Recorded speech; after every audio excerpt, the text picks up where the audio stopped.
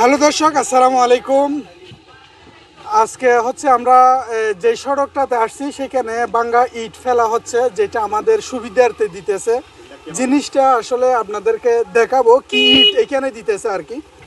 আমি যদি বলি ইট দিতেছে সেইটা ভালো কথা। এই ইটগুলো যদি আমি এরকম করে ধরে এখন ভেঙে যাবে মাটির মতো একটা আপনাদের সামনে গাড়ির নিচে দিয়ে দেখাইতেছি। দেখেন ইটগুলো কিন্তু দেওয়ার আগে ভেঙে যাচ্ছে।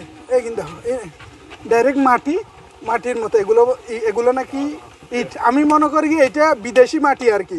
এটা বাংলাদেশের কোনো মাটি নয়, এটা বিদেশেরই মাটি। বাংলাদেশে পোড়াও হয় না, হয়তো বা বিমান ভাড়া দিয়ে বাহির থেকে আনা হয়েছে এটা।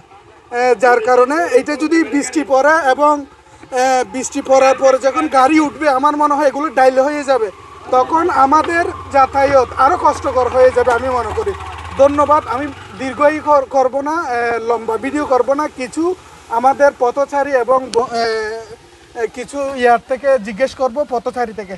হ্যাঁ বাতিজা, আমরা দীর্ঘ 40 বছর ধরে এই রোডে কষ্ট পেয়ে আসতেছি। এটা আপনাদের দৃষ্টিগোচরে এসেছে, কিন্তু আজকে আমাদের এমপি মহোদয় পরিদর্শন করার পর 3 লাখ টাকার একটা বাজেট দিয়েছে শুনছি, কিন্তু আমাদের যে সংস্কার করা হচ্ছে আপনাদেরকে দেখানো হয়েছে কি পরিমাণ ইট দিয়ে আমাদেরকে সংস্কার করা হচ্ছে, যেটা 2-3 দিনের ভিতরে কি হয়ে যাবে, মাটি হয়ে যাবে, এরকম ইট দিয়ে আমাদের সংস্কার হচ্ছে। এটাই হচ্ছে আমাদের দুরবস্থার কথা, আর কিছু বলার নাই।